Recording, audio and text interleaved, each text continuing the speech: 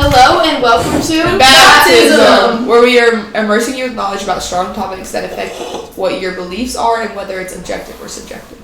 Okay, to start us off, I want to introduce myself. My name's Victoria Griffin, but I go by Tori. That's what I've been known by.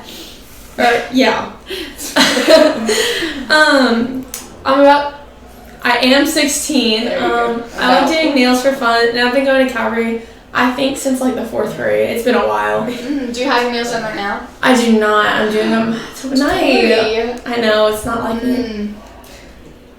Well, I'm Brooklyn. I've been going to Calvary since freshman year. I'm 16, and fun fact about me is I'm on worship team. What do you do on worship team? I sing and play guitar. Okay. Oh, how long have you played guitar? Since 3rd grade. Dang. Wow, that's insane. Well, my name is also Brooklyn, Brooklyn Van. I'm 16 years old. I've gone to Calvary since 6th grade. And my fun fact about me is I play soccer How long have you been playing soccer for? since I was 3. And That's a what do long you? What's time. like your position for soccer? A goalkeeper because I hate running. Oh, okay. Yeah. No one likes running. Yeah. Well, my name's Aiden. I'm 17. This is my first year at Calvary. Yes. And my fun fact about me is I play volleyball for the school. Oh, do you? What do you like about it? So I'm a hitter on the team, and so like my favorite thing is the fact that like I can just go out and like hit a ball and like get rid of all the anger that I have. I can just like put That's it kinda into one hit or something like that. That kind of relates to our question for today, I think. Really? So the question is, describe the second element found in all religions, the moral experience. What is one commonality found in all moralities throughout time? I think that's like a very That's a loaded broad question. Yeah, that's a very big question. So I feel like we need to break it down and like first talk about like what the moral experience is, and then go into like the rest of it. Yeah. Well, the Okay. book by C.S. Lewis, The Problem with Pain, it talks about moral experience is how people feel and understand right and wrong in their own lives. Yeah. And his book is kind of confusing because it was written in the 1940s, and he's obviously way smarter than us. He's older than us. Yeah. Okay, yeah, when I read it, it made no sense. You had to like reread everything, I Right. swear. You had to like reread the book twice and then to finally understand what his message was and what he was trying to Yeah, it was- And that's kind of what we're going to be doing with the questions because they're also difficult. right. Yeah, because you just need to break them down and get the base. Right.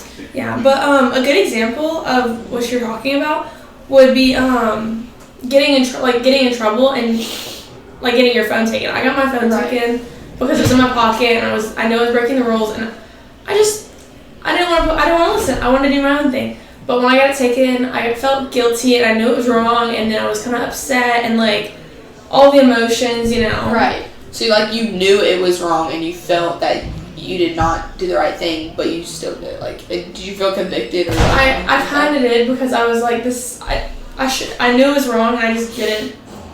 And that's just our sin, like our sin Simple, nature. yeah. Right. It's ever since the fall, you know.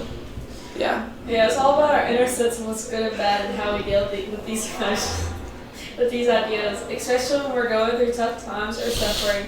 Lewis used this idea to explain how pain fits into our understanding of morality and just a loving God. There's a lot of people that like out in the world that think their morality is taught and that they are taught what is good and bad and not just like know what's good and bad, you know? Yeah, morality is more like internal, but we need, like, I feel like as society, like as a whole, we need to move away from that morality is taught, because in reality it's not taught. You can't choose what's right and wrong, you know? Yeah.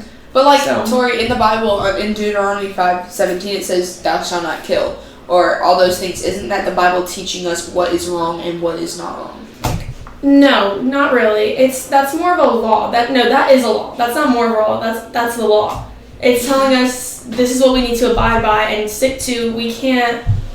We're not going to go off, you know, murdering people or whatever. Cause Correct. Like breaking the law, you get pulled Yeah. over, you go to jail. That's a law, and you break it. There's going to be some sort of punishment. yeah, there's always a punishment that comes with sin. So that the thou shalt not murder is just an example of the law. Yeah. And something morally correct is like when you're little and you try and sneak out of your room. that's like, it's wrong, but you're sneaking behind your parents' back. Your parents didn't teach you to sneak out of your room. You just did it anyway. Sneak in to go get a cookie out of the fridge after they said after they said no. Yeah, we weren't really taught how to do something bad. We were taught not to do it. But like, so God put in the commandments in place because humanity was fallen, and like He had to teach us and tell us something, like a way not to do it. Right. Yeah, pretty much. Yeah, some people believe that morality is subjective. What's subjective? Subjective means something that is based on personal feelings, opinions, or experiences. It's about how someone personally perceives or interprets things rather than objective facts. So like, if people think that, like, what's another option? If everybody thinks it's subjective, then what's the opposite? Objective. Which means something that is based on facts and not influenced by personal feelings or opinions. Like, the sky is blue, or this table is like brown. Right. That's like a fact. My eyes are green. Tori's eyes are blue. Yeah. Okay. It's something that you can't change, and just because you feel like you want your eyes to be green doesn't mean your eyes are going to be green. Right. Okay. But subjective. Unless you get colored contacts. Right. That could work. Yeah. But subjective is like Tori's hoodie is periwinkle, and she might think it's lavender. Yeah. It's just like that can be argued. Yeah. But an example of this in the Bible would be the Good Samaritan and why he stopped and helped the other man and the others didn't. Yeah, so I feel like when the Good Samaritan was walking by, he knew that it was the right thing to do. No one told him to go and help the Samaritan. And he didn't do it for the praise. Right. He did it. He did it because he knew it was right. And it was right. It just because when you help someone, it makes you feel good. Right. I don't know if it's for everyone, but when I'm like I am able to help someone in any kind of way, it just makes me feel better as a person. I agree. So and it just really lifts your spirits and makes your day better. Exactly. Yeah, today's people need to value others. Like, we're very self-absorbed. Mm-hmm. Yeah, a lot of people think that like everything is God. Yeah, I know what you're saying. That's like a really big thing now is people can think, oh, just because I want something to have God-like things, like praise things more than God, that's not right. Mm-hmm. Like some people will worship their phone more than they do God, which like it shouldn't be like that. Right. Yeah. Right. And anything can be an idol. If you put it more time in that thing than you do in reading God's word or praying or anything like that. Yeah, another thing would be like pantheism. I think that's what it's called. Yeah. It's like where people think animals and humans are equal, but in reality, they're nowhere near each other. God created us differently, and God created us in His image. You know, to rule over the animals. Yeah. See, that's where I have what gets me is like a guy at my work really thinks he's a furry. He thinks he's a like phoenix, coyote, or something like owl, something like ridiculous. That. He thinks he's 3 animals in one person. Is basically what he's saying. So we were having a conversation, and he basically said that he was equal to God because he is also 3 in 1. So I was like, you can't just like say and feel that you are one thing and then become that. Like, it is objective that you are a human and that you are only a human, you know? And like, if you want to be an animal, God made the animals, and then He made the humans to rule over the animals. Right. Yeah. So there's no way that like the God who made the earth is equal to a animal that He made. Well, that just doesn't. The logic is just lacking there. Well, what if you don't believe the Bible? Like, what would that be? Like, I'm just looking at it from like a different perspective or whatever. Yeah. You know? Right. Because like some people, if you try to argue that, they're gonna be like, well, I don't believe that. I don't think that's true. But I feel like it would be common sense for some people to be like, the animals don't have the same aspects that we do. Like they can't learn about what an atom is. Right. You know? Exactly. So I feel like if you think morality is just an opinion, you can't live it out. Like, it can't be true. You can't pick and choose what is either real or not real. And basically in the book, it says that like, in the C.S. Lewis book, it says that like all Christians are telling the truth and like God is 100% real. And He's shown that throughout history and like all the different miracles He's done and He's still doing today. Like you can see throughout your life, you just take some time, He's genuinely doing miracles in your life. And you just take time. Yeah, it says that in the book, in the first chapter, somewhere that it's like, it's truth. If you don't believe in Christianity, you either are 100% in or you're 100% out. Yeah. You can't be a halfway Christian. You have to be all in or all out. Mm-hmm. So I think this all ties back into the question of what moral experience is and how it's found in every religion. No matter Yeah. if you're atheist, you still have Morals. and you realize that what you're doing is wrong. And so, like, Exactly. the law is teaching you. And the most common commonality found in all moralities is the moral experience. Yeah. And how, you can't be taught. It's Exactly. in you. Yeah. Right. I think brings us to our next question. Would be, What are the consequences of rebelling against the supernatural or discarding morality? What are the consequences of ignoring the numinous with morality? That's also another loaded question. yeah, So we need to break that down so it's easier for some people to understand. Yeah. Right. So, let's start with how it relates to us and all of that. Yeah. Right. So, I feel like Lewis would argue that rebelling against the supernatural and neglecting morality results in spiritual and ethical confusion, like suffering and ultimately a diminished human experience. So, like, do y'all ever feel guilty when you do something after knowing you shouldn't? Well, I think Tori had that Yeah. example about her phone being taken. Yeah. She knows it's wrong, and she felt guilty. But still, we have that sin nature, and we want to do our own thing. and we did it. Like, once you do it, you have to face the consequences of your actions. Right. Yeah. So, I feel like it also goes back to, like, the Good Samaritan. Like, the Good Samaritan stopped, and yes, he didn't do it for the praise, but, like, he helped him and made him feel, like, made the other person feel good. Which genuinely, when we're helping other people, it makes us feel better. Not that we're doing it out of that, like, heart, but it does make us feel better.